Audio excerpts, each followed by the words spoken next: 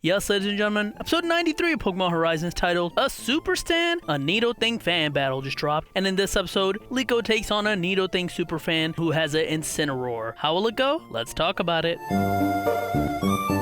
This is a bit of a filler episode, so I won't have much to say, but I do like the seeds that this episode plants. This episode begins with Nidothing doing a live stream, asking her fans if they've seen any legendaries or special moves from Pokemon, but no one answers, until a comment says that they saw a black Rayquaza. So with that information, our heroes go to check that out. They arrive in Chaba Town before they meet up with this person who says they saw the black Rayquaza. She is a Nidothing Superfan with Nidothing merch, and her username is Litten Superfan. She's upset to see that Nidothing isn't actually there, so she won't tell our heroes where she saw the black Rayquaza. She has to be convinced by Nidothing on the phone. She then takes our heroes to a empty field where she says she saw it somewhere over here. But during that conversation, learns that our heroes are actually from the Voltaclers and gets legitimately angry at them. She talks about how Exceed has told everyone that they're the reason for Mount Kumari's environmental ruination and the reason for all the Pokemon rampaging around everywhere. She challenges our heroes, saying that if she wins, they have to leave Nidothing alone, because if people find out that her two staff were Voltacler members, she would get hate comments. And Liko kinda understands that, so she wants to defend the honor of the Voltaclers, so she takes her on. The battle is one of strength versus experience between Litten Fan's Incineroar and Liko's Meowscarada. Roy talks about how strong the Incineroar is, but Liko notices while battling that it's a pretty straightforward movement style. So after taking a flamethrower from it the first time and strategizing a bit, she's able to lay a trap on the Incineroar by placing the explosive bud right in front of its belt, causing it to blow itself up and do major damage when it uses flamethrower. However, before the battle can continue, Alt runs towards our heroes as he's being chased by a massive group of Dodrio whose territory he went towards,